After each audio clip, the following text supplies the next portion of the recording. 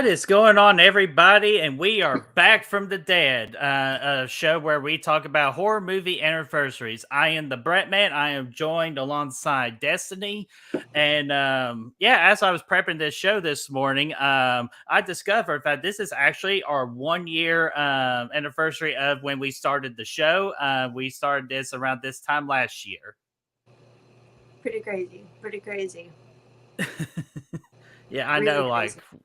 I know. I messaged you that, and you're like, "Wait, what? Really?" I'm like, "Yeah, I know. Like, time flies when you're having fun." It's So like the more like that I do these, like I was talking to Brayden about this too. I feel like it makes time go by so much faster because instead of it being like 365 days, it's like 12 shows. You know what I mean? So it mhm. takes such a big number and it makes it into one. So like it sounds pretty crazy, but that means we've only done like not even fully 12 episodes because we skipped some at the end of Mhm. last year. So it seems like a long time, but it doesn't seem like that long because we don't do that many episodes a year. Maybe that's why it doesn't feel like it's that long. Yeah, exactly. Just because, if trust me, if we did like every horror movie anniversary, there would only be like 12 episodes, and each episode would be like 5 hours long. And I know you did not want to sit with me for 5 hours. So Half of them there wouldn't be no point in talking about. We would not know. I There's so many know. movies I don't include for these because it's just like, what? What is this? You know? Exactly. So we always try to talk about the good ones or the ones that just really interest us. But again, happy 1 year. I'm happy to do this show with you. I'm glad you actually agreed to do this show with me because, I'm me just because, like, God, this guy for 2 hours, like, what the hell am I going to do? It's not that bad. Oh, I appreciate that. That makes you know what? That actually makes my month. It's So, not bad at all, actually. let's say hello to the chat. Lamont Trey Gillard. Hey, good real. This is my first time checking out the podcast. I hope you and Destiny are having a great day so far. Well, thank you so much Thank for you. hanging out with us, and hopefully you enjoy our show because we do have some very good topics to talk about today. Yeah, we do. Oh yeah, because I know there's two you're really, or I'll be honest with you, there's like three or four that I know you're really getting ready to Yeah, like. there's a few. I was looking, I was like, dang, there's not a whole lot for April, but the ones we do have for the most part are pretty great ones. So it's like kind of Mhm. makes up for it. Exactly. So, like, I'm really excited to dive into those. What's up, Cody Snyder? It's on. It is on Bert, woman. Chad. Yeah, stir. There. And then let's see here. What's up, Gory Tiger? Hi. And then let's see here. Howdy and good morning, folks. What's up, Robert the Wolf Man? Good morning. And then she's had worse co-hosts. Yeah. Yeah, the So guy that's typing right now is one of them. yeah, so as long as I'm not at the bottom, if I'm more like middle tier, I'm happy. So No, Chad's definitely number one. no, fuck Chad. No, just kidding. We love Chad. Like we always give him shit. Me too. Um and then Gory Tiger should have asked for chocolate. Chocolate? Chocolate. Chocolate. No, I'm not gonna do it. Oh, What are they selling? I've been trying to hunt you down all day. And then happy 1 year. Absolutely. So I Thank say you. without further ado, let's celebrate this 1 year with an action-packed episode. Desi, you want to start from the 2021s or you just want to go straight to 82? 82. All right. Before I go to the 82, did you find anything in the 70s? Because the 70s it's very rare for us to talk about 70s horror.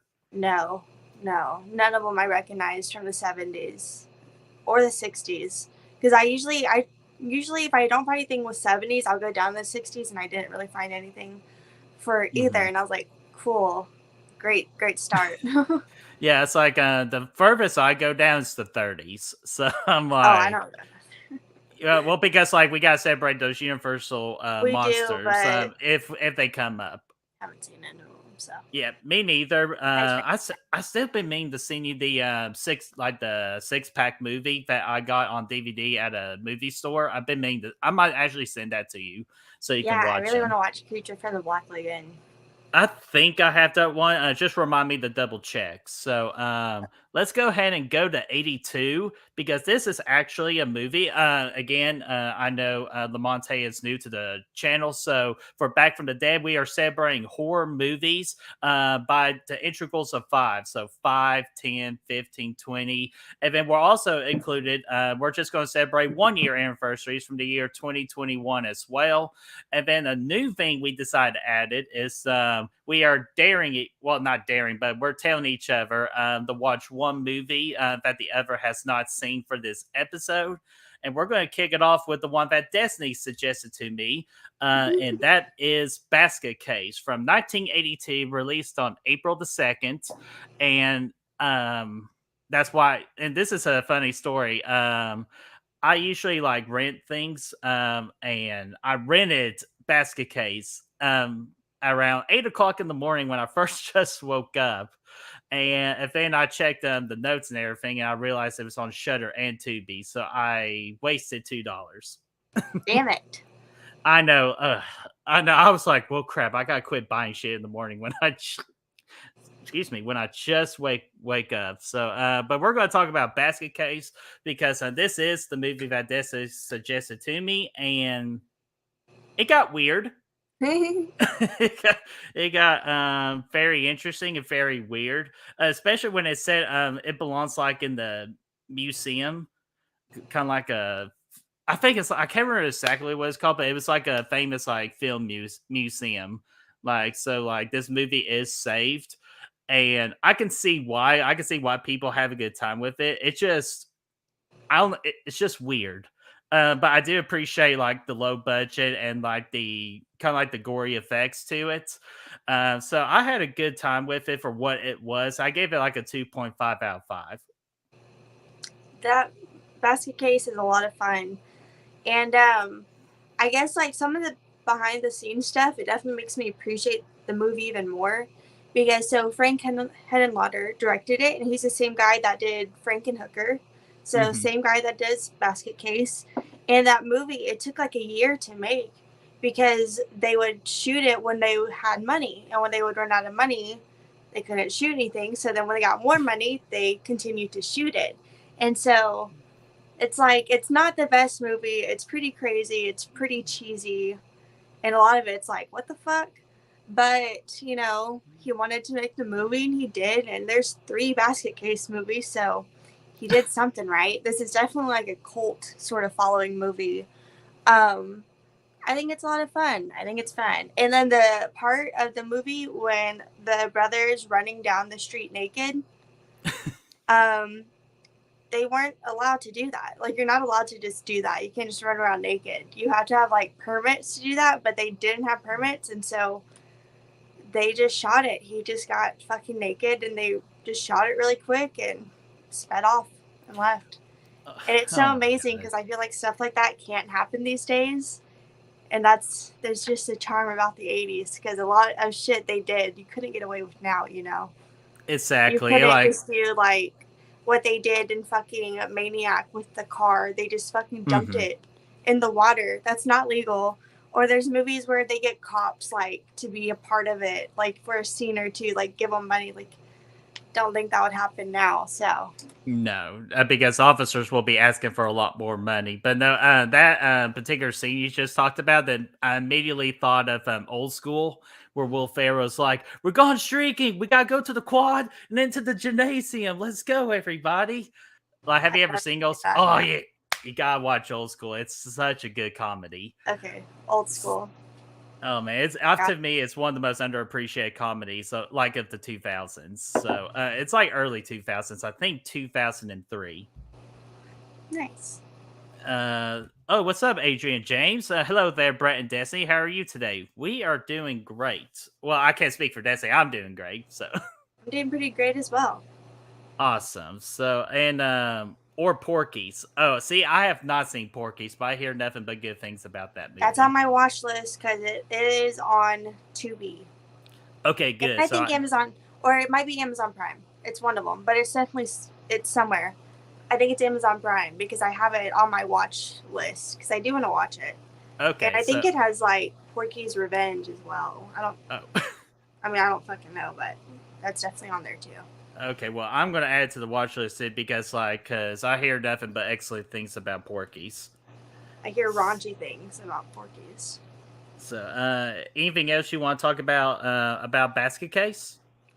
No, I think it's a fun movie. I like it. I still All need to right. see the sequels though. Yeah. Those Oh, are on my watch list. I hear the sequels are just goes downhill from there. They get But weirder. yeah, I was like, I'm not sure. Like, I'll take my time with them.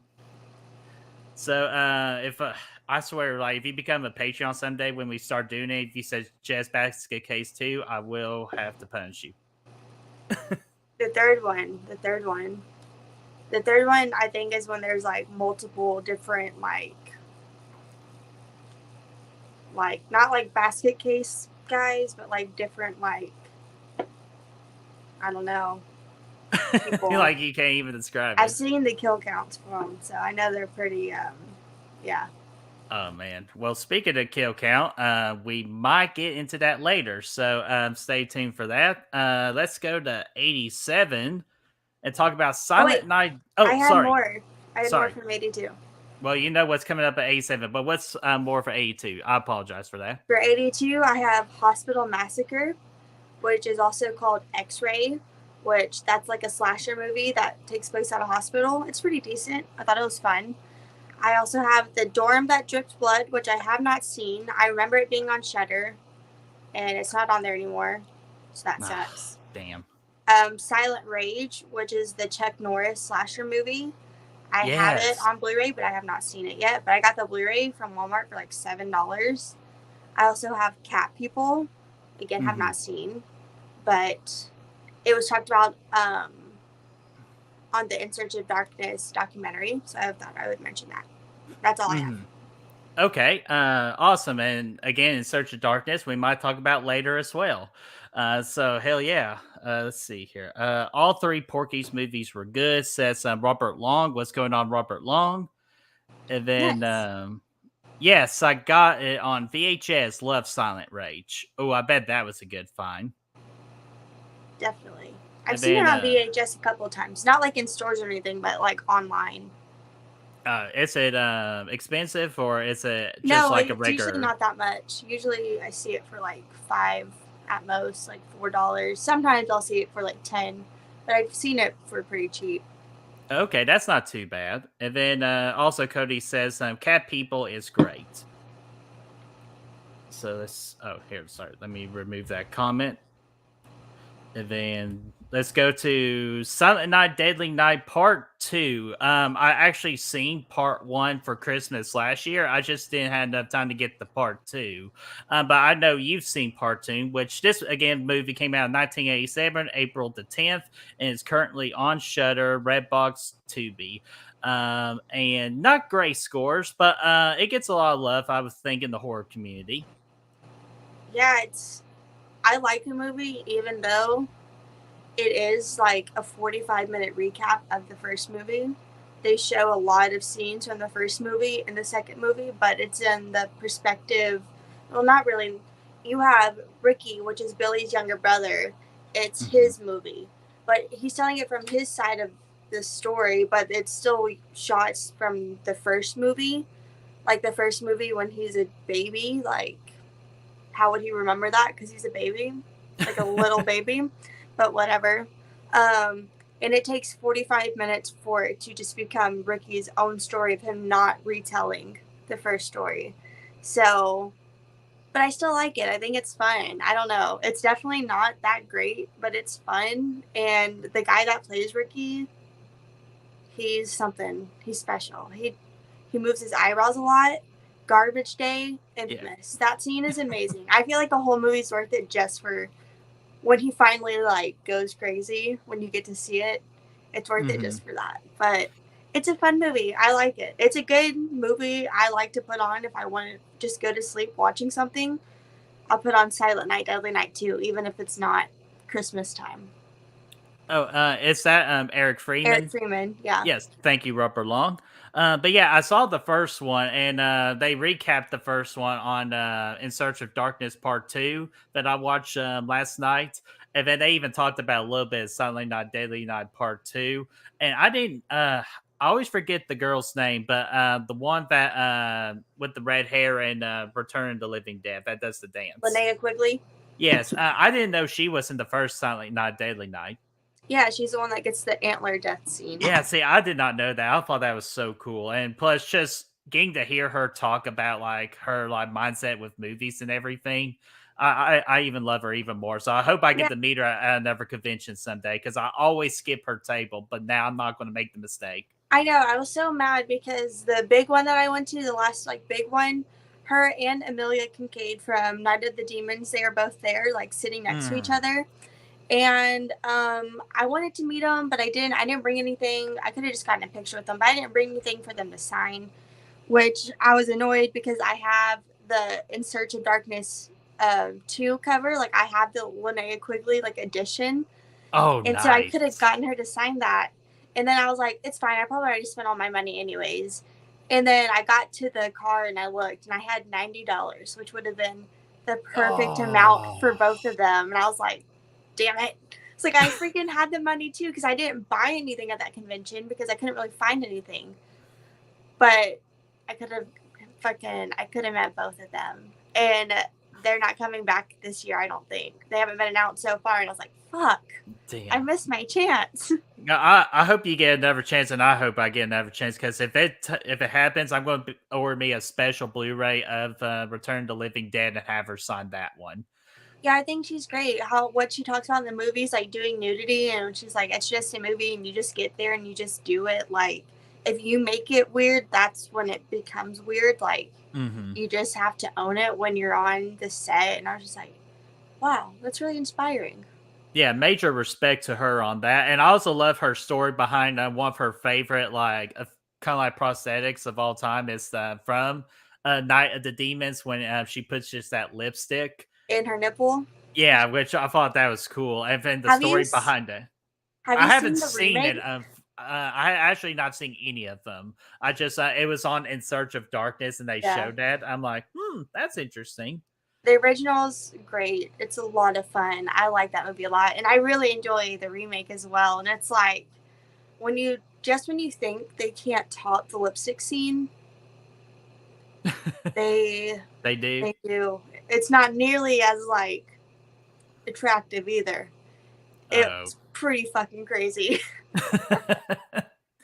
Oh, let's because I brought this up because again, In Search of Darkness brought this up too. Bill Moseley was in the third Silently Not Deadly Night, Yes, he plays Ricky. It's a different Ricky, but he plays Ricky that has like this like a thing, salad, a freaking salad bowl like a with lights salad on. bowl with like liquid in it. Yeah, which I haven't seen Silent Night Deadly. I've only seen the first two, but I've seen the kill counts for all of them. The third one, I don't even know if I want to try just because I heard it's so boring. Which one was that? The third one, the one with Bill Oh, Moseley, because okay. like he doesn't do a lot. Like it's just like telepathic weirdness, and it's just like a lot doesn't happen. And it's like I can watch a bad movie, but I can't watch a boring movie. You know, if it's Exactly. boring, I feel like if your movie's boring, that's probably the worst thing. I rather Hmm. laugh at a bad movie than have to watch a boring movie. Yeah, exactly. Like, no, I completely agree with you on that because like, if it's boring, I'll freaking fall asleep. But if it's somewhat entertaining, I can respect it, even Yeah, if it's bad. yeah. Let's see.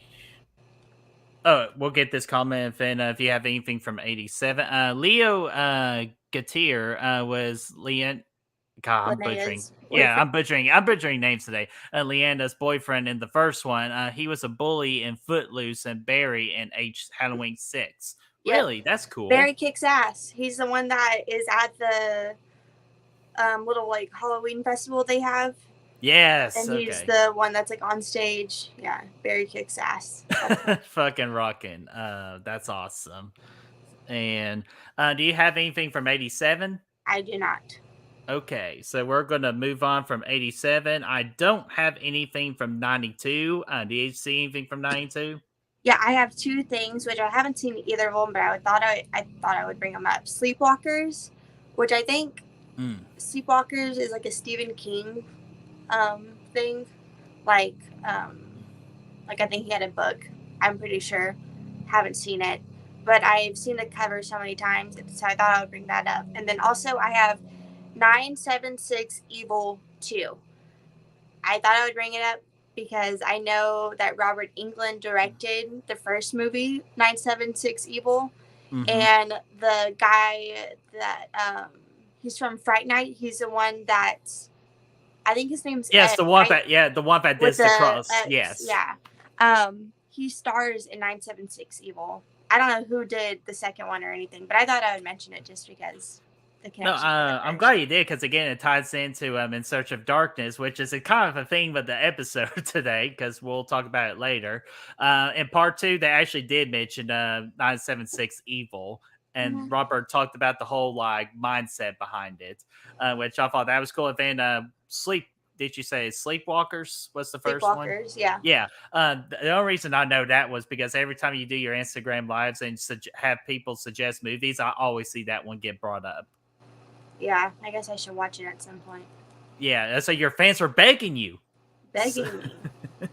Sleepwalkers. So Sleepwalkers and 976 Evil. And then in 97, oh man, this movie frustrates the hell out of me. But I can't help but have a good time with this one. And that's Anaconda from 1997, April the 11th. And this is on Netflix right now. And that is where I rewatched Anaconda, I would think a couple of months ago. And dang gum, this movie frustrated the hell out of me. But I absolutely love the look of the snake. I thought the snake, because of course you have to nail the snake. If you don't, then your movie's just trash at that point. But man, just the main characters taking care of the villain. They had 3 opportunities to kill off the villain, and they failed all 3 times. And then the snake is just so frustrated, like, okay, you know what? Screw this, guys. I'm going to show you how to kill this fucker. And then he just goes ahead and kills him. So, but yeah, that's my thoughts on Anaconda, but I still have a good time with it. Yeah, I think it's a fun movie. I don't really rewatch it anymore. I used to watch it more as a kid. Like I remember being like super young, wanting to watch it at my aunt's house. So it might have been like one of the first horror movies I've seen, but I think it's fun. I like snake movies. I always liked snake movies growing up. Like I would watch this, Snakes on the Plane, a movie called Snake Island, which I don't ever hear anyone talk about. It's not good. It's like half porn, half snake deaths, but not good at all. But I love snake movies growing up, so I would watch this one a fair amount. But now I'm just like, yeah. Man, and I left your all's stream yesterday when y'all did Snakes on a Plane because I could have swore you say you were going to do Snakes on a Train. Hell no. No, I'm just messing. If you all didn't catch it on the Fear Freaks podcast, they did Destiny and Braden did Snakes on a Plane playing. So after we do this stream, if you want to hop all over to the Fear Freaks and catch that episode, they did a really good job talking about that movie because I know it's one of Destiny's top 10 movies of horror movies of all time. Definitely, I love it so much. So much. God, I've had it with those motherfuckers. No, okay, I'm not going to say it, but let's see here. Chaz says Sleepwalkers are the real cat people. Yeah, I could have swore the real cat people was from Scooby Doo on Zombie Island. Yeah, I feel like every time I think of Sleepwalkers, I feel like I kind of think of that movie as well because I think that's sort of how it is with like the cat people, I guess. And then HBO and Cinemax back in it used to play a lot. I want to think that's Anaconda that Robert's talking about. And then 2005 movie called Venom. Not to mistake that from Spider-Man, but from Venom from 2005. I have not seen that one, but I've seen the poster for it. For that one and for Viper. Because those are both snake movies. God, those the titles of those movies sound a lot more intimidating too. Viper and Venom, especially Yeah, Viper. Viper. I think Tara Reid is in Viper.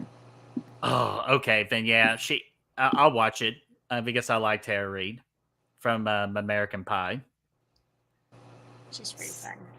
see here. Did you find anything else from '97? Nope. Alrighty. So we're going to go to the 2000s, and this part of the question I have in the chat. Let's go ahead and check on it real quick. Some of your favorite movies that we're talking about today. Right now, Jason X is tied for first. Actually, never mind. It just took the lead at 50% of Jason X out of 8 votes. So let's go ahead and talk about Jason X, which in 2 days we'll be celebrating 20 years of the movie's anniversary. Came out in 2002. Jason X. Destiny, what do you think about Jason X? I think it's a fun movie. I don't think it's very good, but I think it is a good popcorn, turn your brain off, just have fun sort of movie. It's like a good movie if you want to like drink with some friends, you know? Mm-hmm. I don't think it's scary. I never found it scary. I watched it a lot as a kid. I'm sure you can understand why, because it's just silly. And I liked it a lot. I don't really go to it too often now, but I do want to give it a rewatch because I haven't seen it probably in like years. I would like to rewatch it at some point just because I think it's just fun. Yeah, it is. I don't understand the hate for it. Like, I get like the CGI is absolutely awful, but I think that's kind of part of the charm of the movie because it doesn't take itself too seriously. Because again, we have that robotic lady with the nipple always falling off. Like, so you have to immediately know that they weren't taking themselves seriously. And I also thought that Kang Hodder looked intimidating as fuck in Jason X. Uh, because like he just had like that's the thing I like him with Jason. He has the presence of what Jason Voorhees needs to be, and and the Uber Jason, absolutely love the look of Uber Jason. It's like my second favorite looking Jason in the entire franchise. I like the look too. I think it looks really cool, and I like the red contact. I think it looks pretty nice. Hmm. Yeah, so it's so damn awesome, and again, have a good time with Jason X. So, in 2 days, hey, that might be your opportunity to watch Jason X. On let's see, that would be Tuesday, so that might be your Tuesday movie watch. Maybe we'll see. So let's get. Oh man, the chat's blowing up. So let's get to them real quick. What's up, Capital Cookie? That is Gabe from Flopbuster. Hi. And then Megan Good was in Venom. I had a crush on her as a teen. I'll be honest with you, I don't think I've ever heard of her. No, I'm not good with names. Maybe if I saw a picture. Yeah, I'm the same way. Like, I'll just be like, you. Like, I You. know you. It's I can you. name like 5 movies someone's in, but I can't tell you their name. You No, know? exactly. I'm trying to. Oh my gosh. I can't think. See, again, that's part of the problem of the actor. Oh, you There's good? a helicopter. Oh, Hey, they might be on to you. maybe. I think they got it. Sounded so close though. It sounded like it was like right there. God, I know the feeling because like literally there was like a plane that sounded very loud passing my house. I'm like, that Uh, plane sound like it's way too It's low. way too close.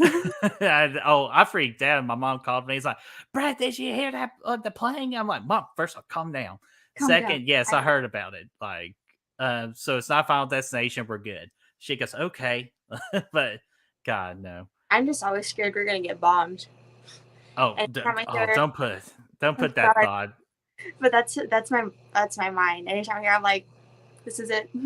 Yeah, or like it's just too quiet of a day. I'm like, something bad's about to happen. Something's going on, and I don't like it. Final Destination, War. But Yeah. Lamonte was grew up watching all of the Friday the 13th movies, which is one of the top 5 horror movies. Which one in particular is your top 5? Because for me, it's Friday the 13th Part 4, the final chapter. That's in my like top, close to my top 5, top 10 scary movies of all time. Nice. And I think your favorite's the remake. No, my favorite's part 4. The remakes in my top 4. Oh, okay. But So, they're not in my top 10 favorite like ever, or like oh no, maybe not even top 20. I don't know. Like, I love the Friday 13th movies, but yeah, I don't know. no, like, and I don't blame you for that. Just because, like, we take them for what they are, but just because that is the first of the big three franchises I watched. Especially me being a new horror fan after like experiencing The Conjuring with Brad. So that's why they meant a lot to me, and that's why Part 4. That's why it's that high up for me. And then what's going on, Danner? Danner had a big day yesterday at a convention. Hello there, Robert. Says Jason sucks. Fuck you. Yeah, but Dana, hopefully you had a really good day at the convention yesterday. I was really jealous that you got to meet Robert. I have to go pee really quick. I'll be right back. I'm sorry. Oh no, you're good. I'll address the chat while she takes a break, and then Capital Cookie says, "I voted Jason X. First Friday the 13th I saw in theaters. I loved it back then." Oh no, I agree with you, Gabe. It's a really fun movie, and I learned to appreciate it more. But it's still like towards like the lower part of my Friday the 13th list. And yes, I agree, Corey Tiger. The kills in Jason X were good. Or no, I'm sorry. I like the kills in Jason X. Yeah, I like them too. There's some memorable ones, of course. The liquid hydrogen kill, absolutely one of the best kills in the entire franchise. And then, yeah, Danner, I knew you were going to bring this up. Uber Jason looked like Laura Set's brother. Yeah. And then Lamonte says, I was born in 2000. I grew up watching all the Friday the 13th movies, which is one of my top favorite 5 horror movies. And that's awesome, man. I'm glad that you love the Friday the 13th franchise, because that's my favorite horror movie franchise is the Friday the 13th series. And then let's see here. Oh, no, what's up, Wolfman? Mega Movie C's. Hey. And then, wait, why is Jason X and Cabin in the Woods tied on the poll? Cabin in the Woods is way better, and we will talk about that here coming up, because that won't take us long to get into that. Let's see here. And then the first Friday the 13th movie I was introduced to was Part 6, Jason Lives. And I forgot who said it out of our friend group. Part 6 is like the best one of the best movies to introduce it to a new horror fan. Yeah, I think Jason Lives might have been my first Friday 13th, because I can vividly remember watching it out in my dad's apartment, and I would have been super young, but I remember that whole opening scene out of the whole movie. Like, that's what I could remember was the opening. So I remember watching that movie. Yeah, and it's definitely one of the best openings in the Friday the 13th series. I will give it credit for that, even though I have the controversial opinion of I think New Blood is better than Jason Lives. Yeah, I have New Blood over Jason Lives. I have Jason Lives as like my 9th of the franchise. Yeah, I have it middle tier, just because like that's just didn't do for me. And plus, with all the crap that New Blood gets, especially with like the MPAA, I feel so bad for that movie. So I even told Lars when I met her about like I'm a heavy defender for Part 7, and she really appreciated that. I think it's a good movie. It's not their fault the kills were cut. Yeah, exactly. And we got those kills. If you get the box set for Friday the 13th, and we actually got to saw what it could have been. Oh, I got so pissed off on it, because this movie would have been top 3 Friday the 13th movie if they had all those scenes in there. Yeah, I think if the kills were there, people wouldn't hate it so much. But I just like the characters. I think the characters are fun too. Oh, especially Melissa, just because it's funny with her that she's such a bitch on screen, but if you take her off screen, she's one of the nicest people you ever meet. Which I love. Usually the nice people can play the bitchy people, or like the bad guy, because it's just so opposite to who they are, which I think is great. Oh, and yeah, I want to play a villain. Like, if I ever get a chance to be in the movie, I want to play the villain, just so I can whatever kind of anger I have because me being the nice person, but well, okay, semi. But I just always wanted to like play the villain in a movie. Definitely. So let's see here. Oh, of course, we got Jason Lives, got Alice Cooper's song, absolutely. And then, all right, do you got anything else for Jason X or for 2002? I have American Psycho 2. That movie is banned on this channel. I have not seen it. I've seen a video about it. The video is called like sequels that aren't sequels because this wasn't supposed to be a sequel to American Psycho. And then they shot that opening and made it a sequel to American Psycho. Next week, Chelsea's going to be covering it on the kill count because she just did the first one on Friday. Mm-hmm. So I kind of just want to watch it because I know it's bad. And plus, it has Mila Kunis, which I love her. So, I can at least watch it for her. Yeah, exactly. Like if I was ever going to do it, it would be just because of Mia Kunis. Yeah. But that's all I have. I don't have anything else. All right. So let's go to 2007. This was a pretty good year for horror, I think. Let's Actually, I want to talk about this one. I'm kind of going out of order because I'm trying to save the other two good ones. Even though this one was good too, just figure we get this one out of the way first. From 2007, it's called Vacancy, April the 20th. And actually, you told me about this movie when you watched it, and so I gave it a watch too. In pure darkness, like you told me to do it. And yeah, it's what we call a very intense thriller, and I thought it actually works. I don't agree with the numbers you see on screen here. I think it's a lot better than those numbers.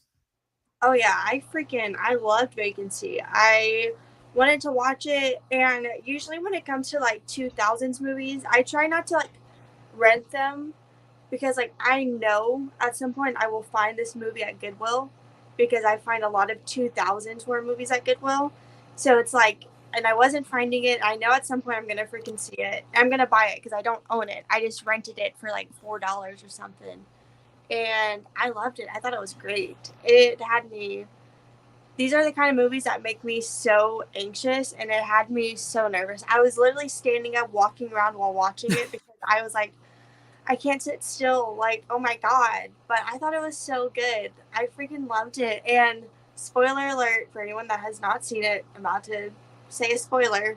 And I'll do the X again when we're done with the spoiler talk. So go ahead. But I had tweeted about it because I only knew the people on the cover were in it, which I don't really know a lot of Kate Beckinsale's movies because she's in the Underworld movies. Yeah, that's where I think where she really got her big break was the Underworld movies. Which I have not seen any of those, but I mainly know Luke Wilson from that 70s show because he plays Casey Kelso, which is Michael's older brother. So that's where like I was like, oh, and plus he's in Scream 2 for a little bit. So like that's where I really know him from. So I was really excited to watch this movie, and I thought it was really great. I loved it, but also I was so surprised to see. I absolutely love the movie Sweet Home Alabama, and one of the guys who's like Reese Witherspoon's friend from her hometown, he's in the movie, and I was like, oh my god, it has the guy from Sweet Home Alabama. I love that movie. He turned out to be one of the killers or like one of the bad guys. I was like, fuck. And I like responded back to my tweet. I was like, oof, this did not age well because he's the villains. And it's like a surprise, but I thought the movie was great. I love Vacancy. That's awesome, and I really enjoyed it too. It was definitely like even at times it got me like, oh shit, what's about to happen? I don't like this. Scary. It's so scary when they like are watching those tapes and they're putting together like they realize they're in the room. Oh my god, I thought it was so. And it sucks because we knew they didn't know, and I hate feeling that way. Me too. That's something I hate watching when it comes to thrillers is that's exactly what you describe is what I hate is when they're in trouble but they don't realize it yet, and I just want them to hurry up and realize it so I can stop feeling so like tense. But once they know, it kind of it eases it a little bit, but this movie had me so nervous. And also like I heard that they did not like each other. behind the scenes. Oh, Kate really? Beckinsale and Luke Wilson. I think she hated him. I think they just hated each other. Which like they're like in like they're going about to get like a divorce or going through a divorce, but because their son died, so like you Mm. understand why, you know, like that affects people. But I also think it helps so much because of where their characters are at in the movie. But you can still tell they love each other, so they're able to pull it off.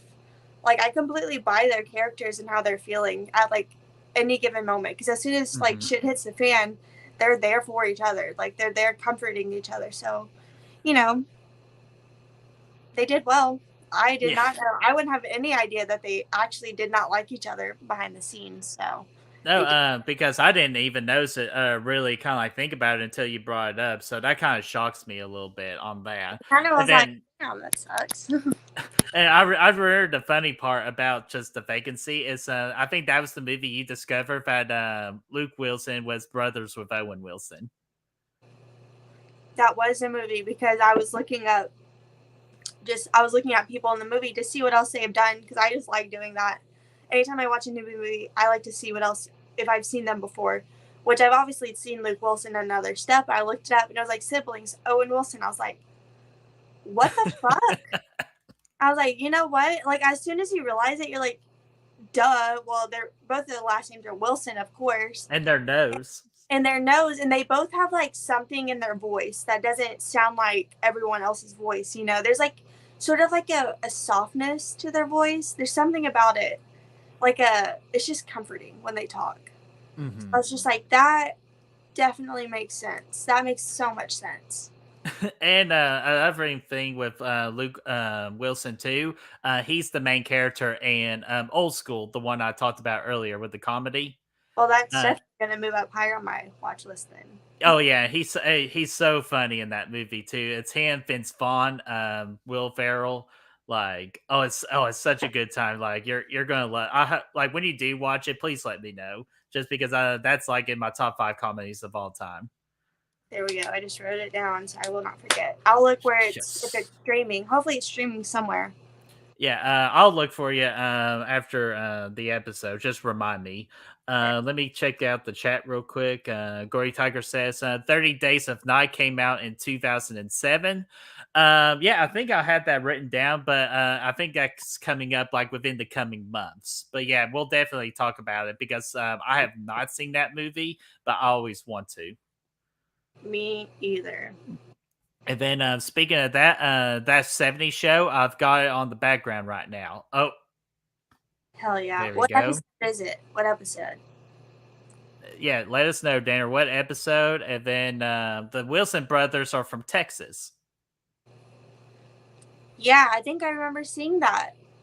Whenever I was like looking at them. There's also like the Quaid family. They're from Houston, Texas, which I was like, shit. Like Dennis Quaid, he's from Oh Houston, gosh. Texas. And I was just like, that's really cool because like I live closer to Houston, Texas. Beyonce is from Houston, Texas. So Hmm. boom. There's a lot Oh of people yeah, in. hell yeah, the Queen Bee in Houston. And what's up, Brad? How are you doing, bud? Hi. So let's see here. The next movie I had, I know this one you really enjoyed this one, so let's talk about it. Disturbia, April the 13th, came out in 2007, and this is currently on HBO Max right now. So if you have it, I highly suggest you all taking giving this movie a watch because it's sort of like a I wouldn't say it's a full remake of Rear Window, but this movie is heavily based off Rear Window, one of James Stewart's popular movies back in the day. But Destiny, I know you absolutely love this movie. What did you think about it? Yeah, I think Disturbia is great. It's one of those movies that growing up, it was at my mama's house where I lived. And so I would watch it all the time because it was one of the horror DVDs she had. Which she had like, there's like a few like horror movies she had that I would watch a lot, but this was one of them. I love Disturbia. I've always loved it ever since I watched it for that first time, which it probably wasn't that long after it like came out that she got it. So I loved Disturbia, and I still do. I watched it not too long ago because I had watched Rear Window for the first time, and Hmm. I wanted to rewatch Disturbia just because like I liked Rear Window, but out of the two, like I'm gonna pick Disturbia just because it's more fitting towards like I guess like my age as well, and plus Mhm. I grew up watching it, so I think Disturbia is great. I think it's still effective, and it was funny because whenever I was talking to Brett, you had mentioned like there's one scene that's like sends like chills down your spine or like whatever, Oh god, even and just thinking about it. I guessed it right just because I'd seen Disturbia. I was like, oh, is it like are they gonna make eye contact? And that's Mhm. what it is. And I was like, because that's a scene of Disturbia that gets me. That I'm just like, oh, right when you know he's looking, I hate it because it's so freaky, but it makes sense. But yeah, Disturbia. Which one did it better in your opinion? I guess maybe Rear Window because I once they make eye contact in Disturbia, it's so fast, you know, because he's Mhm. like peeking, and he like sees them like looking up for just like a second, and then he falls to the floor, and that's when he has like the camera trying to look for him. But I think maybe Rear Window because it kind of sets like you're sitting with that feeling of them like looking at each other for a little bit longer. Mhm. Yeah, like, and plus I feel like the build up to that, moment was a lot better too. But out of the 2 movies, I will take Disturbia just because it's what you kinda say, it's kinda like our era Yeah, of and Rear it's Window, and it's fun. just so effective. Yeah, so much fun. It's actually, at times, very good, tense scenes, and Yeah, then plus, I just love the girl in it too. I wish she had more opportunities after Disturbia. yeah, she was in what was she in? I feel like I watched her in something not too long ago and I was like, oh shit. Disturbia. I love that movie. Yeah, it's you. I It's know you, exactly. But like I you. love the three main characters of Disturbia. You have I always forget how to freaking say his name. Is it I call him shoot the boot guy. That's all I call yes. him. He's in Friday 13th. He's in Disturbia, obviously. He's in Nightmare on Elm Street for like a split second. He's Mhm. in quite a few like horror movies, and I love everything that he's in. So Yeah, we just need to get him in a Halloween movie if he has completed the big 3 on that. yeah, which the other guy that's in Halloween that plays Linda's boyfriend, he's also in Friday 13th. So he just needs to be in Nightmare on Elm Street, and he'll also knock out all three. Yeah, That's cool. exactly. So, let's see here. Okay, I'm just making sure I'm checking up with the chat. But yeah, that's Disturbia. We highly suggest you all give it a try if you have not. And it's actually one of my favorite Shia LaBeouf movies too, besides Transformer, because that's probably what he's going to be known for the rest of his life. And just to do it, guy. Yeah, I know him from Holes because we would watch Holes a lot in school. I read the book, but I've never seen the movie. We would watch that movie, and also like Even Stevens. Wait, was he even? Yes. Yeah, Or yeah, it's even Stevens. I was about to say Malcolm in the Middle, but that's that's somebody else. yeah. The other, Yeah, the other guy, I can't remember his name. that guy was in a Criminal Minds episode, like Ah, damn comic it. book I episode. need to get back on it. The guy from Malcolm in the Middle, and then one of the brother from Malcolm in the Middle, the older one, he's also in that '70s show, and he plays Hyde's, or he is Hyde's brother in real life from that Oh, '70s. really? Yeah, and he's like in some of that '70s show. He's the one that kisses Jackie at the mall because they work at the cheese store together, Oh, okay, like a little yeah. German food place. God, that's been so long ago. I saw Danner's where Danner, where'd you go? Because he told me what episode. Okay, there it is. Um come on, up here. Thank you. Apparently Donna is pregnant. That's the episode he's watching. Oh yeah, because she misses one. She thinks she could be pregnant because she misses a birth control pill, and Mm. automatically thinks that she's pregnant. Good episode. Good episode. And then, haha, good pun right there. I'm reminded of Rihanna's song that's also called Disturbia. I think about that every time. Whenever I think either or, I'll think of both the Uh, movie and the song. Bum bum be dum. and I actually, to me, new like beginning Rihanna is a lot better than the Rihanna we have today with her music. Like, I always love her like early work. She's not even making music right now. Hmm? She's not even making music right now. What is she doing right now? She's pregnant. Oh, okay. Well, there you go. That's a good reason. So, But she also has a makeup line and a lingerie line. okay, yeah. So She's she's doing still that. making money. She's still good. Oh yeah, she's still doing shit. She just hasn't made music in a while. So, Brad says, "BrettMan, you ready for Titan?" Yes, we'll be watching Titan for a watch party at 5 o'clock today. Oh my It'll be god. and it'll be my first time watch. I know you've seen it. Good luck. Oh gosh. Good luck. And let's see here. Check. Oh, thank you, Chad. Aaron Yo. Yes, I knew the last name. I cannot think of his first name. And then also Frankie Frankie Muniz. Muniz. Yes, thank you. Y'all are killing me. I don't know people. I know. Fuck you, Chad. I know their work.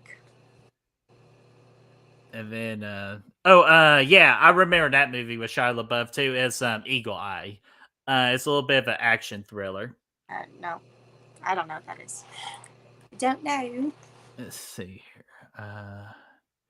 And yeah, I can't wait to see the masterpiece that's called Titan. So yeah, I'm looking forward to it. So that's 5 o'clock if y'all want to come back on Good Real Hunting for that watch party. But we're gonna freaking finish Back from the Dead, and I got one more from 2007, and this is one of the movies I had you picked because this one right here is called Grindhouse, which is a 2-movie feature, Planet Terror and Death Proof, and this came out on April the 6th. And I had you watch Planet Terror just because one particular actress that's in that movie. So, what did you think about both of these movies? I had already seen Death Proof like last year, which I enjoyed that movie, but I had not seen Planet Terror, which I ended up loving it. I thought it was great. It has Rose McGowan, but it also has Mari Sheldon. She's from Scream 4 and 5 and Valentine, which I didn't know she was in it, so it was really cool to see her as well. There's a couple of people that I like recognize. It has Tom Savini in it. He Oh plays my gosh. He made me laugh so much in that movie. Yeah, it was great. I thought it was a lot of fun. I loved the whole style of it just because I had seen Death Proof. I already kind of knew, like, it's obviously called Grindhouse. They are like Grindhouse movies. But it was a lot of fun. I loved, like, I had heard that, like, they took, like, the film for it and they took it outside and just, like, scratched it and, like, threw it on the ground and were, like, scraping it to give it that, like, effect of how it's, like, cutting in and out and stuff.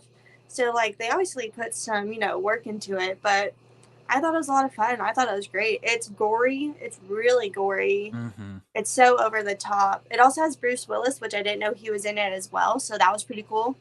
It was a lot of fun. I thought it was great. Yeah, I knew you would love it just because of Rose from Scream, who she plays Tatum. I knew you would like it for that. I had no idea if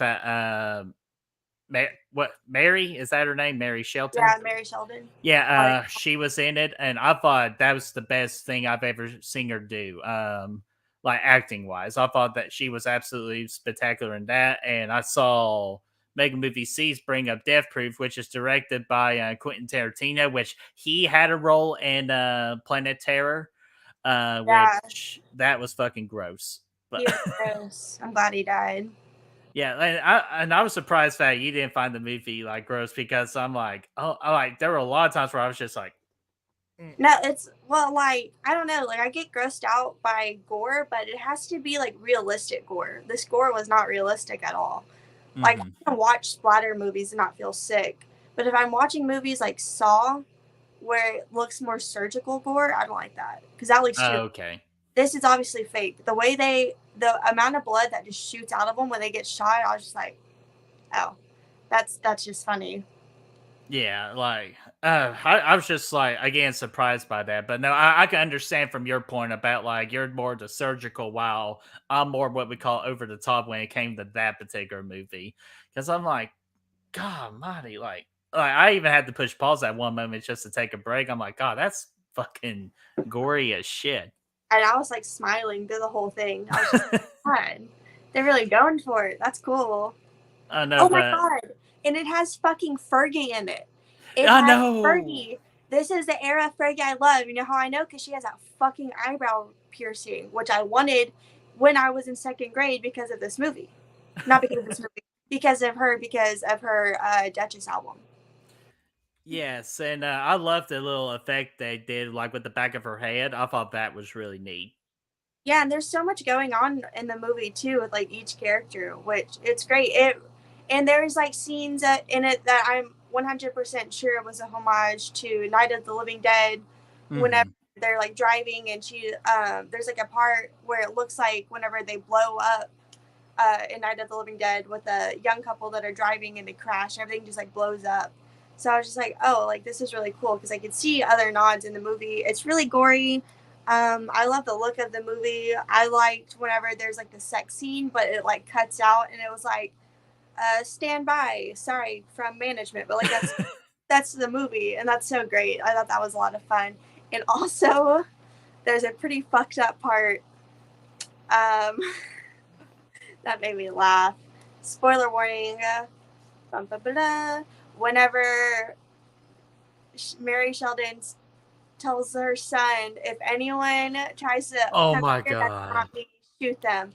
And he's like holding it, and she's like, hey, be careful where you hold it. Don't shoot your face off. She's walking, not even 5 seconds. Gun goes off. He shot himself in the face. Oh my god. I was thinking, I'm like, are you fucking kidding me? I would have already taken the gun away from him after he just pointed at him. Like, nope, I thought I could trust you with that. No, we're good. Yeah, I was just like, oh, fuck. They went for it. They killed that kid. Yeah, so that was pretty crazy. And But then about how she carries the kid too. He goes, "I told you not to point at you." I'm like, bitch, he can't hear you." Like, he's dead. But it was a good movie. I liked it a lot. It was a lot of fun. oh yeah, like that. I would even say like it's one of the most fun movies I've had in a long time. Definitely. Definitely. Yeah, so I'm glad I got to have that picked out for you, and I'm glad I accidentally rented it for me because like I pressed the button as soon as you said, "Oh, I already have it." I'm like, "Fuck!" Again, don't buy things in the I morning. mean, I So, did tell you I the know one you did. I You did. star are movies I already own. And then you said, okay, I can rent it for like both of us. I was like, I mean, if It's you like, want to no, rent it wait. for yourself, literally, I was like, if you want to rent it for yourself, but I have it. You don't have to rent it. And Again, it was a don't good read. movie, though. I feel like it was worth the rent. Oh no, it was definitely worth the rent. So I was a happy camper. But no, it goes back to don't buy things or try to read text messages when you first wake up. Or so that's my lesson. But again, like you said, it's definitely well worth the rent, and I definitely want to buy it on Blu-ray. That's one I definitely want to own. Yeah, and you can get the double feature. I own them separately, but you can get the Blu-ray set that has both of them together. So Oh, see, I might do have that. Grindhouse. You won't have to have Planet Terror and Death Proof. Hell yeah. So I'm definitely gonna do that for sure. Let me catch up with the chat real quick. Oh yeah, forgot about Michael Bean was in it, and Jeff Fahey. Oh god, that was awful. I'm just gonna call him Jeff. So Michael Bean and Jeff as brothers, epic. Yeah, JT. I love the JT character.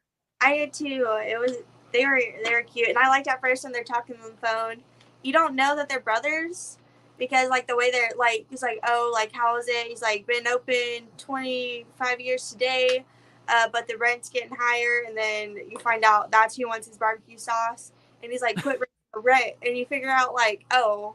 He owns the land. He's the one that charges them for rent. It's his own brother that's raising the rent. And at the end, it was cute when he finally starts giving them the barbecue recipe because like he's dying, and he said like, Mm. I won't give this to you if I'm on my deathbed, but his brother's on his deathbed and he's like giving him the recipe, and then they're gonna work together and he won't raise the rent, but then they both die. But I thought Ah, that was a really sweet moment. I was like, oh, there's like some like actual like heartfelt like moments in the movie. I was just like, damn, I wasn't expecting that. yeah, and then I love how it tastes like it's salt, but it has blood in it. Yeah. Blood is salty, so just gotta add more salt, and then that's the best barbecue. And then I love how the main guy like ate the sausage. Like, you make some good sausage. Yeah, like takes a bite out of it. Oh, and then when like they found him and he had the sausage on his stomach, and you thought that was his intestines too, and then he just like, whoo. Gets up and then gives a guy. Yeah, I Oh liked it. man. It was a good movie. I liked it a lot. Such a fun movie. So definitely watch Planet Terror. And then Dead Proof I have not seen, but I hear nothing but excellent things about that one because of Kurt Russell. Kurt Russell is great in it, and all the ladies that are in it, they're also great. And it has Rose McGowan in it as well. She's in it for a little bit. So Yeah, and I thought easily Planet Terror was her best movie.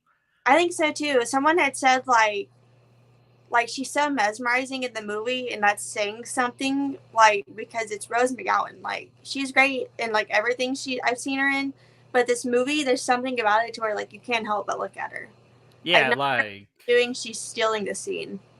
yeah, and I felt kind of like a theme for this year with Mia Goth and X. She kind of does have that X factor into that movie where there's just something you can't really explain, but you just can't keep You your eye just off have her. to look at her. Yeah.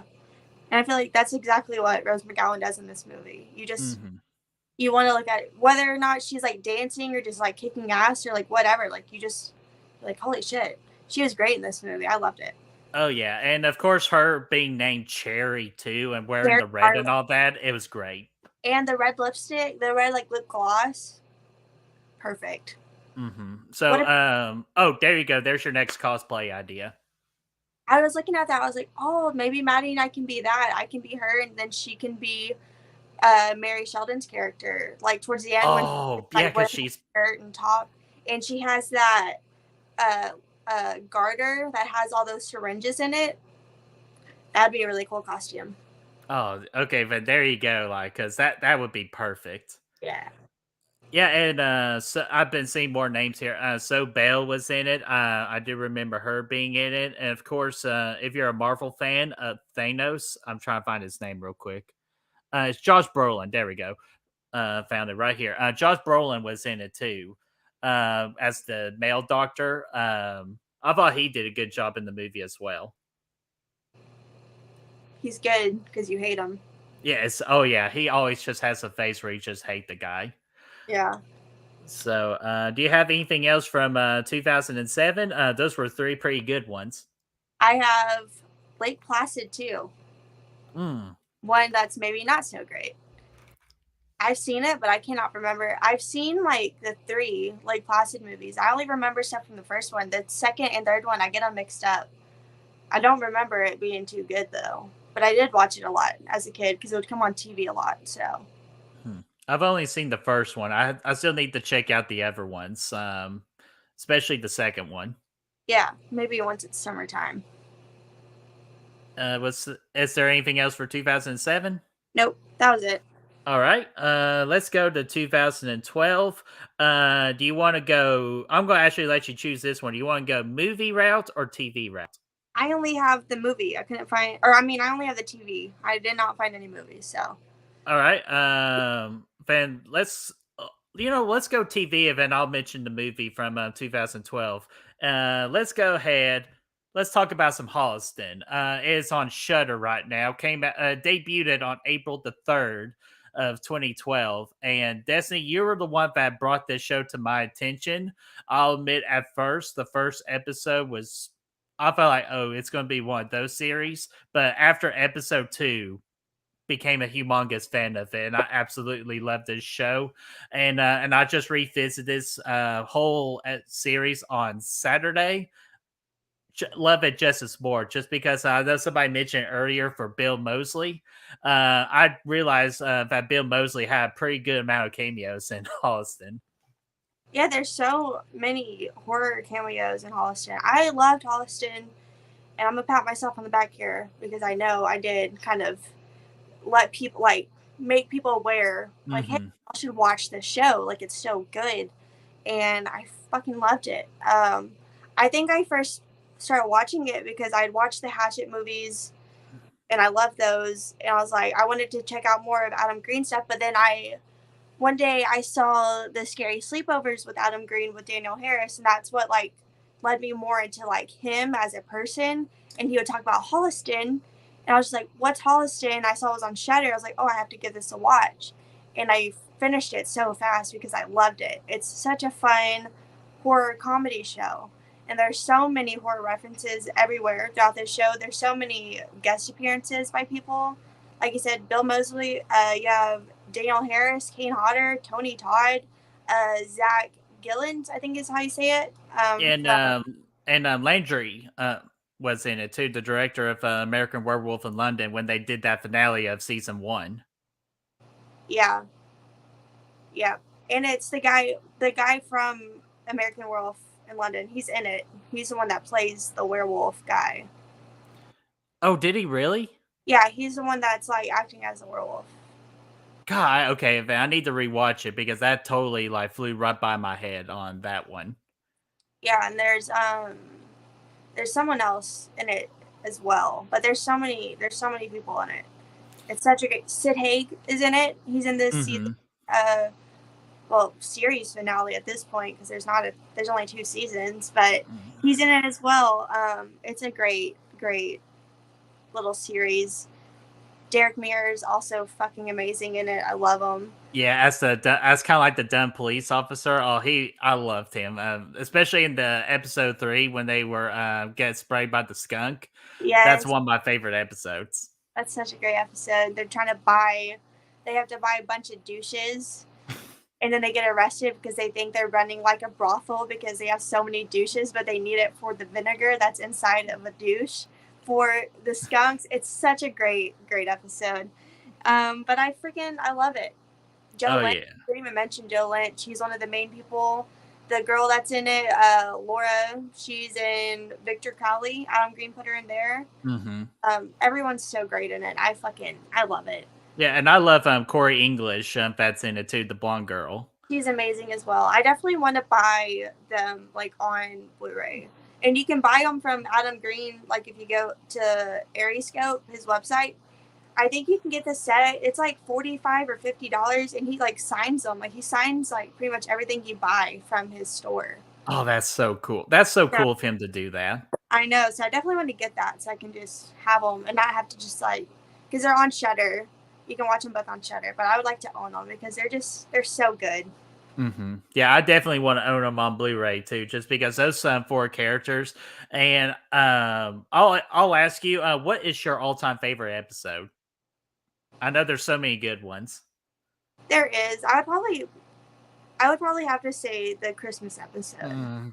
Don't mention the Christmas episode because I tweeted about it immediately. It's sad. It's like a sad episode, but it's so heartfelt, and like that's when you can really see like everyone's doing like genuine acting, I guess, you know, especially from Adam Green and then Corey. Like they're doing like genuine acting in this. Towards the end, and it's so good to see them because like they're acting, you know, throughout the rest, but to see them like be crying and stuff, it's like wow, like it's actually pretty powerful. But that's definitely my favorite. My least favorite episode is probably the episode with Blobby. With Blobby, is that kind of like where they were making fun of the Blob? Yeah, and they turn into cartoons.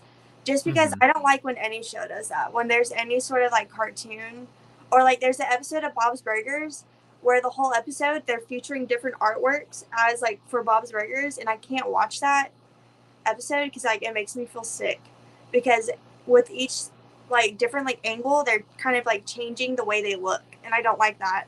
So I don't like episodes that do that. So that's probably like my least favorite, but it's still a good episode. It's still a lot of fun. Yeah, like I remember that one. That one was just okay to me. But again, there's so many great ones. You took my favorite episode of the Christmas special because I'll admit I got a little teary when she like towards the end where she was holding her Christmas present because I'm like, damn, that hit me right in the feels. Yeah, and he opens his, and it's so sweet. It's such a good episode. Yeah, so again, highly suggest catching Halston. Absolutely fun, and like Destiny said too, you can finish it so quickly too. It does it takes probably I would say 2/3 of your day to finish it.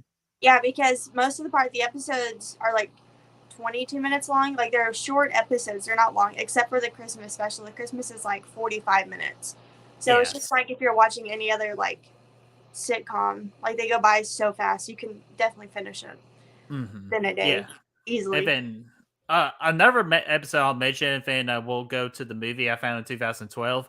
It's easily the Daniel Harris episode. I thought what they gave her, what they assigned her to do, I thought she nailed it out of the park. And I It, could actually see her be like that too. it is so funny. And also Dee Snider, he's also like one of the main Of characters. course. Great as well.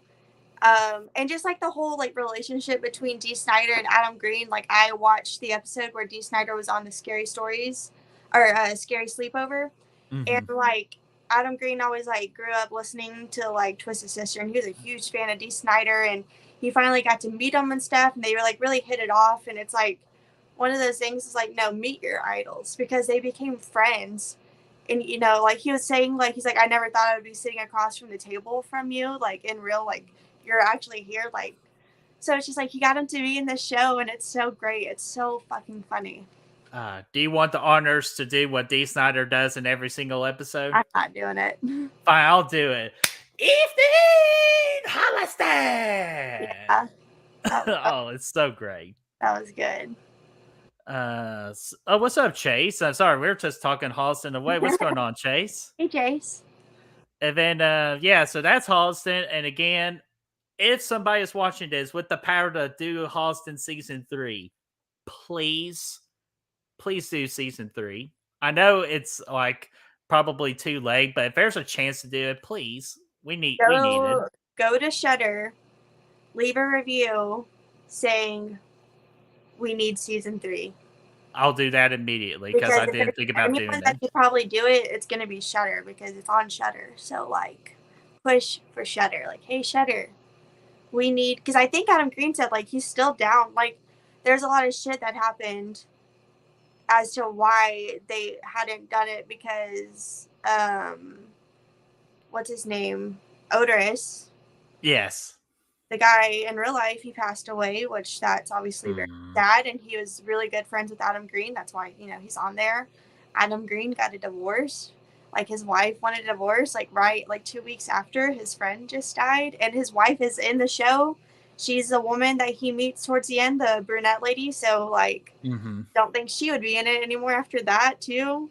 Like left him for like one of his friends or some shit. Like it's like a lot of shit happened right there, and that's why we never got more, because it's just like so much happened. But you know, I think Adam Green said he's still down to do it. Like he would love to do it, and I would love to see it happen.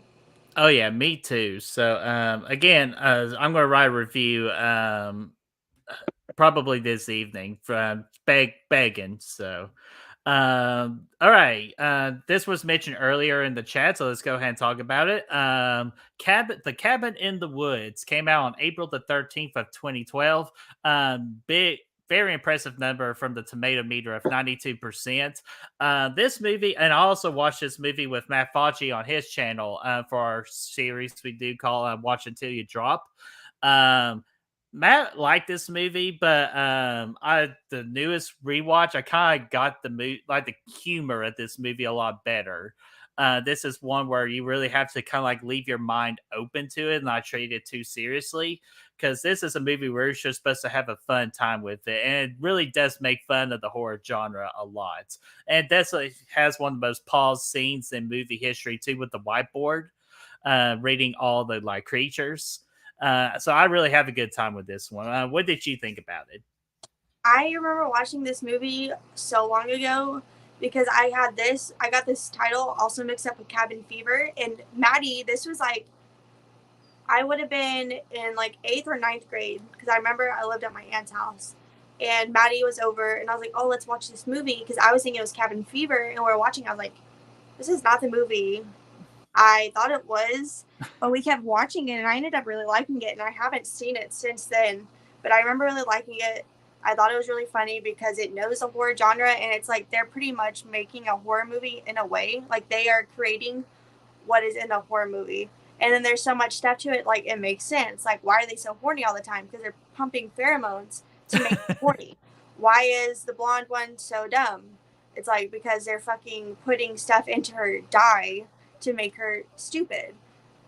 Yeah, but they made the high guy like the smart one of the whole group, and you know the trope is he's supposed to be the dumb one. And he's smart. He knows like pretty much what's going on the whole time. He's like, this is fucking weird. Like the smart guy all of a sudden is stupid. the athletic guy is a smart guy. Everything's just like going like all the like tropes are pretty much like going crazy. And then you have your final girl who, and she's not even a virgin. Like she is sleeping with the professor, and I like that they're like the virgin, and they're like, we had to do it like what we could. Like she doesn't even fit the trope, but that she's still trying to be the final girl. It's great when all the monsters are unleashed and everything's going fucking chaotic. I absolutely love that. And also the people that did the effects for this, it's Heather Langenkamp, her husband, like it's their makeup effects studio together. They did like the makeup effects for Cabin in the Woods. Oh, that's so cool. That's freaking amazing. Yeah, and I love to like the one the scientist gets so like or like one the computer guys get so sad. Dude, I'm so sorry. He had the crunch in his hand. I want to see the mermaid. And then at the end of the movie, you see the mermaid. It's like, oh, would you give me a fucking break? Yeah, he gets to see the mermaid, all right. Oh, and then of course the surprise of Sigourney Weaver in the movie too, Also which great. is so random, but I love it. So freaking great. There's so much in this movie that it's just so fun. It's really like tearing apart the horror genre, like all the tropes, but it's still infusing them into their movie as well. I think it's just a great movie, and there is no happy ending. We're not No. that everyone dies. Yeah, but I just love how they just accept it, and then she's like, "Can I have a hit at that?" Literally, the last part of it is them getting high, knowing the world is fucked, and then the world gets fucked. The fucking hand comes out, and everything's destroyed. It's great. Oh man, but it's such a fun movie, so I highly suggest the Cabin in the Woods, because for a while it was on Netflix, but I think they took it off. So you just have to rent it now. But I suggest a buy, like, because it's on my Blu-ray buy list. I have the DVD, and I got it from Walmart for like $6, I think.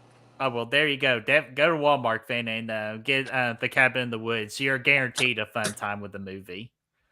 Oh, the last part about that movie is that weird guy at the gas station. He calls him, and wait a minute, am I on speaker? Like, Yeah, no, no, you're not on speaker. Like, they're all laughing at him because he's like taking it so seriously too.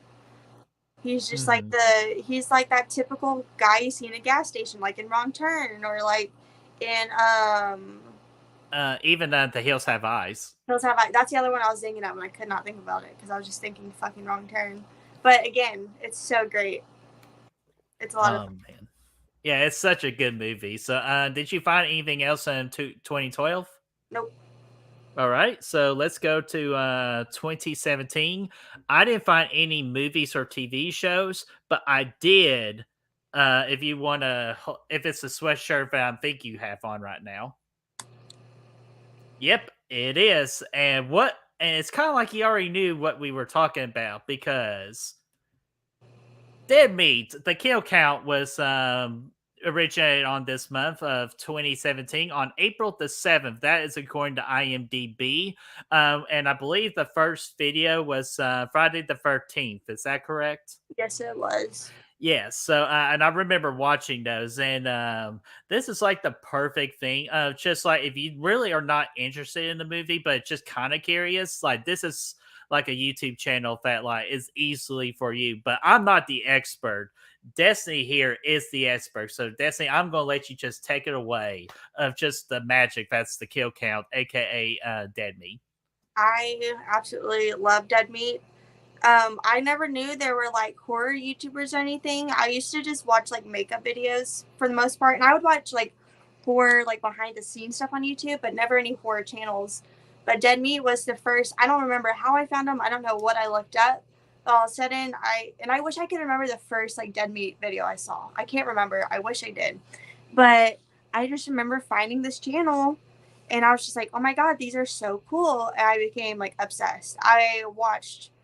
I've seen all of them at this point. I've seen all the kill counts. I've seen a lot of them, probably up to 20 times, because for a while, like, I go through phases of like, what's my comfort thing to watch? And it's been Bob's Burgers. It's always been like Bob's Burgers or like That 70s Show. But for a while, I would just watch Dead Meat videos. Like, I would get home and I would just watch them for hours. Instead of watching a movie or TV, I would be watching Dead Meat. So I caught up pretty fast from doing that. And I just became such a huge fan immediately. And I think through Dead Meat is what led me to finding Drum Dum's channel, because more horror was starting to be like recommended to me. And so I Oh, found, kind of like the suggestion channels and all that. yeah. Mm-hmm. So, but like Dead Meat was the first horror YouTuber like I've ever watched. And that's like his videos are what showed me like there's like a horror community. And then whenever I found Drum Dums, like that showed me even more, because I found Killer Flicks because of that. That put me into like the horror community, you know? But Mm-hmm. Dead Meat was like the one that really like opened my eyes to like how like just so much with like horror. And I love that. And I love the podcast. I love the kill counts. I love the what's your favorite scary movie, like all the other little side stuff that he does or Chelsea does. I think it's great. And I'm really excited for him to return from his break. It's coming up Yes. soon. Yeah, and I always love James's personality. Or just like the personality he brings to the kill counts, because that's what always just drives me into it. It wasn't like it's a great idea to do the kill count and all that, but you have to have the right kind of personality to make that show work. And James easily brings that to it. And plus, it's just so cool that him and Chelsea got their big moment in Scream when they got that cameo. Like I like it made me smile. And I first off, I immediately thought of you because I'm like, oh, Destiny's about to freak the fuck out. Yes, I almost wore this hoodie too to go see Scream. I can't remember what I wore instead, but I almost wore the hoodie. But because Richie's watching it and you don't see it for a second, but you can hear it. And I remember because James is the first one talking, I was just like, I know that voice. And then as soon as I saw him, it like took me a second to realize, like, holy shit. And of course, I was freaking out. Even like Bailey was freaking out just because he knows like how like I love both of them so much. So he was like, "Oh my god!" And I was freaking out. I was like, "They're in the Scream movie! Like I can't fucking believe that they're in the Scream movie!" And I was so excited. I don't think anyone else in the theater was like freaking out, but I was like, "Oh my god, they're here! It's amazing! It's so fucking cool!" Like that just goes to show, like you never know what could happen. They did a podcast talking about like starting the channel. I doubt they thought someday they'd be in a fucking Scream movie. Oh, I That's know. crazy. So I huge supporters. I just joined their Patreon. I don't know why I wasn't fucking on their Patreon just because I've been watching them for so long. But I just joined their Patreon Friday because I needed more stuff to listen to at work, and I was like, I need to just join the Patreon. And I got like the $3 tier because you can like listen to like their commentaries for like movies and stuff. Oh, So that's that'd what I'm be starting cool. to do, is just listening to the commentaries for movies. So Oh well, great. that's awesome. I want to meet them so bad. So freaking Well, bad. hopefully they can like the conventions, like start booking them. Like, hey, you want to meet the people at Dead Meat? Here you go. Yeah, they're supposed to be at Texas Frightmare, which I didn't go anyway, so it doesn't matter. But because like of COVID, and Texas is not very responsible when it Mm-hmm. comes to COVID, so they decided not to come, which I totally understand. It's unfortunate. Like a lot of shit, people look at Texas and it's like, yikes. And it's like, no, I know, but like, there's good people here still. Don't worry. Not everyone's an asshole. There's some good people. I'm here. Like, come on, like meet Destiny at least, and then get the fuck Please, out of Dodge. But please. I want to meet them so bad. So hopefully, and like, I know they don't even charge. They don't charge for signatures or pictures. The only thing they charge for is like stuff at their table. Like if you want to buy something from them, like like their merchandise. yeah, like you don't have to pay to like meet them or like do like to like a signature or a picture or anything. And I think that's just so sweet, you know. It's so nice Because I feel like they understand, like people 'cause don't have money. they are us. Like James has told many stories about like when he didn't have money, like when he met Jeffrey Combs, he didn't have like money for like a signature or picture, but like Jeffrey Combs gave it to him anyways, and like he always remembered that. And then when he met him again, he told him that story, like how much that meant to him. And so like that's just so awesome. It's just so nice because like they're just people like us that are huge fans of the genre. And Mm-hmm. it's so I love them. They're like one of my comfort channels. Like if I'm watching YouTube and it's horror, I'm usually watching them, like rewatching something that they've done. Yeah, and just taking a break from those assholes from Goodwill Hunting too, for Dead Meat. So, but no, that's awesome because you make me like enjoy the dead meat even more, just because of how much you always talk about them. Even though you almost had a fight with Braden one time because he was making fun of you, I was like, oh, she watched the kill count, but He wasn't even making fun of me. He was just signaling me out. yeah. And There then was no fun if it in his was months voice. later, you're doing a show called Fear Freaks with him. Yeah, I was legitimately pissed off. I was But sweating. I was like, I'm gonna fucking get off this stream right now. Come oh on to my my god. channel the day of my daughter's wedding and be rude to me. Wow. Oh man, that's so funny. But no, I as soon as I saw that in the research, I'm like, oh, Destiny's gonna love talking about this. So, if for some reason if y'all have not seen Dead Meat and the Kill Count, when this stream is over, watch it. So, we're so happy 5 years to Dead Meat. Yep. Pretty amazing. And then Robert Long says, would you buy the 4K Cabin in the Woods? The Steelbook looks really cool, but I'm very picky on 4K. For me, preferentially, I would just do the Blu-ray. Because like with 4K, I would just buy like personal favorites of mine, or if I just know they're going to look really good. And then, James seems like the nicest fucking dude. From James from Dead Me. Yeah. Him and Chelsea. Chelsea seems so freaking sweet. Like, she's nice. And whenever I got my Dead Meat hoodie, I took a picture because I got it for Christmas from my mom. I mean, I asked for it. Like, I sent her everything. I was like, I want this. And she liked my picture. And I was like, she noticed me. It was so cool. Oh, that's so awesome. So, did you find anything from 2017? I have one thing that I written down, and it's called Mordeo. I believe that's how you say it.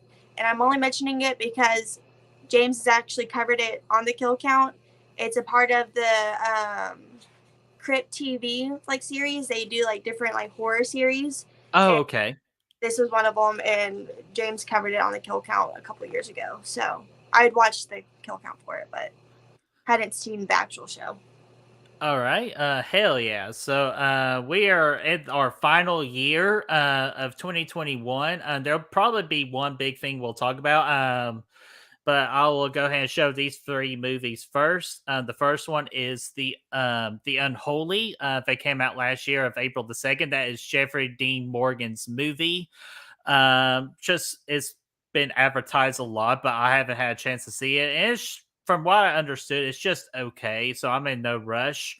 And then Destiny, I know you've seen this one. It was a Shudder movie from last year called Jacob's Wife, Barbara Crampton, correct? Yes. Okay, so Barbara Crampton, and that's April the 16th. I need to still catch that myself because I hear nothing but good things about it. And then the last one I found was called Bloodthirsty. That came out last year on the 23rd.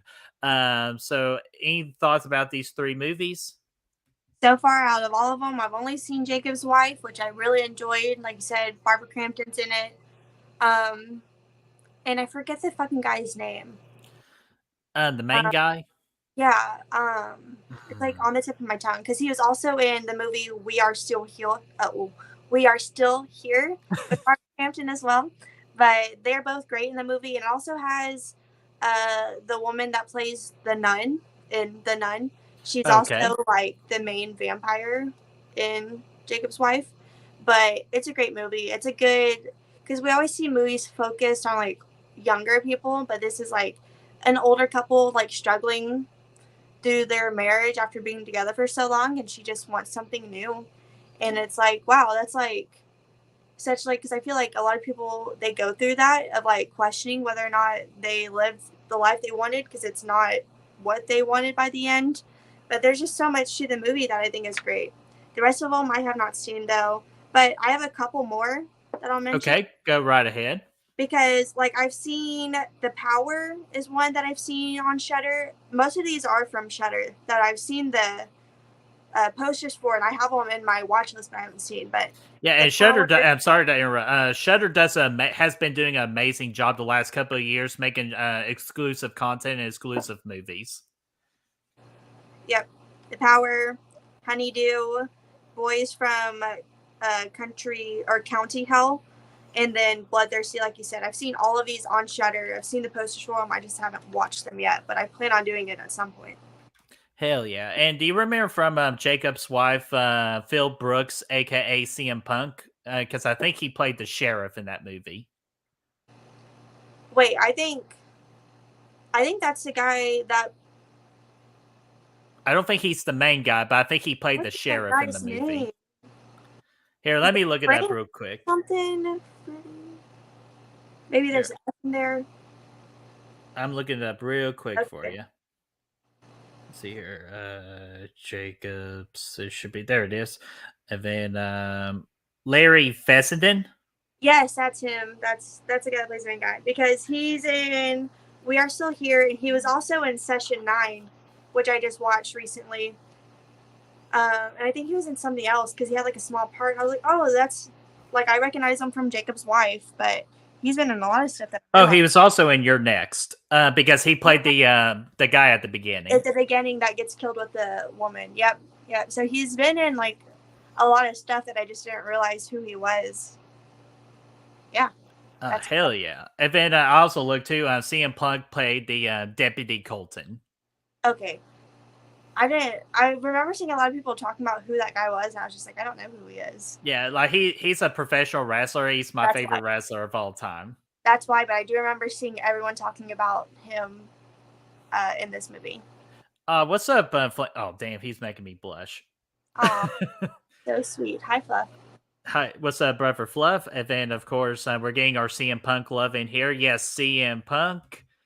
And then CM Punk played in the Rapid remake. Uh-oh, Destiny is gone. I'm still here. Can you hear me? Okay, I can hear you. Okay, I'll be back in a second. All right, no, you're fine. I'll just address the chat real quick. And then, Brett, watch Third Girl on the Third Floor. Yeah, I heard about that because I heard that was another CM Punk movie too. So I plan on watching that too. I've just been watching most of his wrestling because he came back after 7-year absence, and I absolutely love that he's back. And then, of course, we got to address the don't forget Psycho from 2005. Oh, the infamous Psycho from 2005, starring Owen Wilson. Yeah. Oh my gosh. I feel your pain, Capital Cookie. Literally, that was a total Brett moment when he said that. I was just like, oh my God. Oh my gosh, I cannot believe he just said BrettMan moment. I was like, 2000, and he said 2005. I wish they could have seen my reaction. I was like, I said, what? That was a funny time. Yeah, and I like after it ended, I like watched the beginning of it, the part that I missed, and I'm like, what? I say, you know what? In defense, I would probably pull off some of that shit too. So I wasn't gonna say anything, but I can't believe you said BrettMan moment because literally that's what my buddies call my most embarrassing moments. They call them, oh, that's just a BrettMan moment. Yeah, it was funny. Oh. Y'all have them. Some people just have them on camera. Yeah, unfortunately. So I gotta be careful what I do. So the only thing left I have to talk about, unless if you have any more for 2021, it's In Search of Darkness Part 2. If y'all don't know what this is a horror documentary talking about 1980s horror movies, which a lot of people consider the 80s the greatest era in horror movies. And according to Rotten Tomatoes, the audience agrees with that statement. 100%, which that is amazing, and again, well deserved too. And this series is officially on Shudder right now. And then, from what I saw from research, that I think in December we're getting Part 3. So if you want to get ready for Part 3, watch Part 2. So, Destiny, any thoughts about In Search of Darkness? I love In Search of Darkness, and I can't wait for the third one. I've been eyeing it to see because for them, because you can buy them, and usually I don't know if they'll do it for this one as well, but I didn't get the first one when it first came out because I wasn't aware of it, because I think I just started watching Dead Meat in November, I want to say, of that year when that first one came out, because I know the window was in October for you to get them. Mm-hmm. And I don't think I was out there, and I remember it was just after that I missed that, and I was like, fuck, I could have gotten this. So whenever the second one came out, they had an option for you to add on the original one for like $15. So if you miss the other ones, they might do the same thing to where you can add the others. But I'm definitely gonna get this. Like, I'm keeping my eye out for it so I can see like what kind of additions they'll have and stuff, because I want the whole set. I want the posters, the pins, everything again, because it was just such an awesome set. Yeah, and I've got that set. I think that was the Valentine's special. I think you're talking about that. It came out on Valentine's Day, right before they released In Search of Darkness Part Two for April, and that's where I got the Blu-rays for both of the In Search of Darkness, and I absolutely love them. Me too. They are great. They're a lot of fun. There's just hmm so many movies that you learn about in those, which is great. Oh yeah, definitely. And I even wrote down the 10 movies from each, like kind of like from each year that I got put on my watch list just because of In Search of Darkness recommended them. For me, they are Alligator from 1980. Destiny, I know you've seen this one, The Fun House, 1981. That's on Shutter right now. Yes, it is. Oh, that is on Shutter. Is that part of the halfway to Halloween, or is that official? Like it's staying on I think Shutter? it might be a halfway to Halloween because it got added with all that stuff. Okay, then I need to watch it soon, just because that creature looked so fun. So I'm like, okay, I need to watch the movie. It was a good movie. I liked And it. then The Beast Within, 1982. Destiny, I know you've seen this one, Pieces, from 83. Also on Shutter. Okay, awesome. And then the You Bastard. That's the only thing I know about it. And that the Last Drive-In, they did Pieces, so you can watch like the Last Drive-In version for Pieces. Well, shit, even better, just because the last drive-in starts again this Friday. So hell yeah. And then the one probably I'm the most interested in is 84, The Black Cats, which is about a kind of like, for example, Elvira just going batshit crazy. I believe it. So, and then we got The Bride, 1985. We got House. I know you've seen that one from 86. Prince of Darkness from 87. Night of the Demons, we mentioned that earlier, 88. And then Shocker from 89.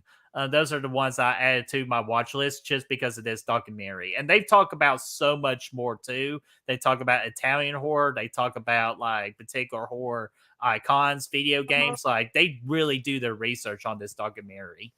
Yes. Very. So yeah, so like if you have not catch it, I highly I know I keep on saying highly suggest it, but we've talked about so many good things today. So again, highly suggest you all watch that documentary. It's worth the time. Yeah, and plus you could just split it up too. Like you can watch like the section of 81, take a break, come back 82 and all that. But even though me, if I'm so interested in it, I'll sit there for the whole 5 hours. Like with the with the Friday the 13th documentary, I literally sat on my couch for 8 straight hours, no bathroom break or anything. It's a good Oh god, like afterwards, like I couldn't feel my legs. Like it was just like, damn, I sat there for that long. But oh, Gory Tiger said, I still haven't seen the first one. Yeah, the first one, I feel like it's my favorite of the two, but damn, they're both so damn good.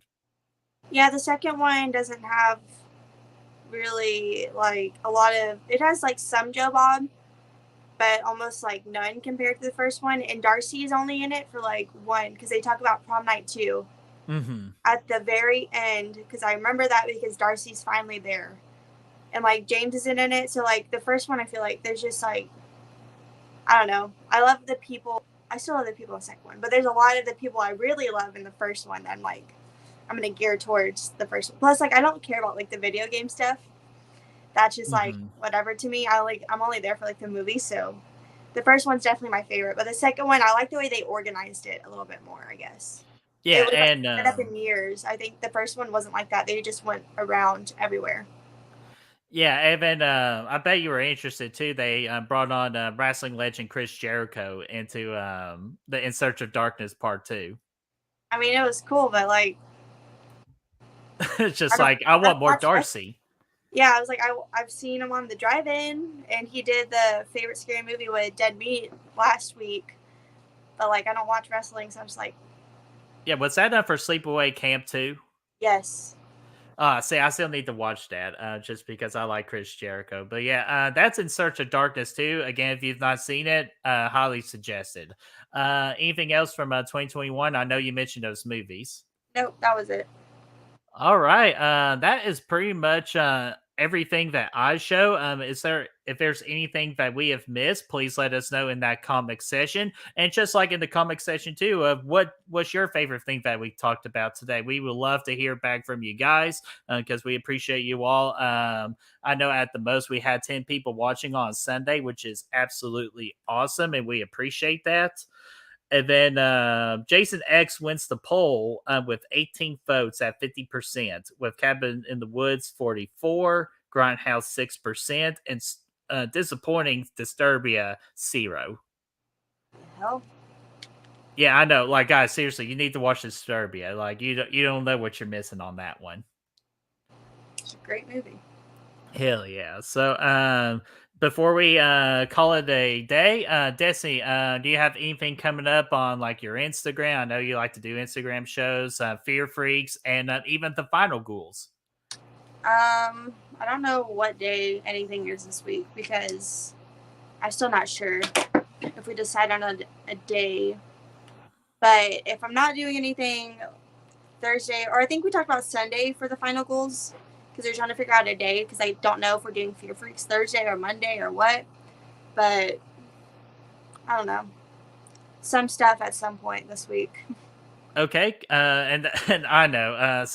I got her all of her channel links in the description. So be sure to follow them. Hit that notification bell. So when those happen or those streams happen, you are well updated on that. All of it in the description down below. And then Good Real Hunting. What we got coming up? If you want to join us again later today at 5 o'clock, me, Brad, and Chris will be watching Titan. That'll be my first watch. So I'm really looking forward to that. That'll be 5 o'clock Eastern time. Tomorrow we will release our Robert Eggers ranking his 3 movies after The Northman came out on Friday. And then I believe we talked about Thursday for doing a live slash it out between High Tension and Identity. And yeah, and I was going to mention that I watched Identity Friday. I was off Friday. You will like Identity, Destiny. It's I don't know why it's not being talked about more. And it's on Netflix. I was gonna say I don't think I've even heard of it. Yeah, it has John Cusack in it. It has this other guy, like I know his face, like it's him. And then it just has many other people. Like it's just such a good story. So I think you would really like it. I'll have to check it out. Yeah, so be sure to check that out. Again, happy 1 year for Back from the Dead. We will see you all again in May. I'll just keep following Good Real Hunting for the information on when that May episode is going to be for Back from the Dead. And until then, you guys have a great rest of your day, and we will talk to you later. Gotta find my end button. There it is. See you guys.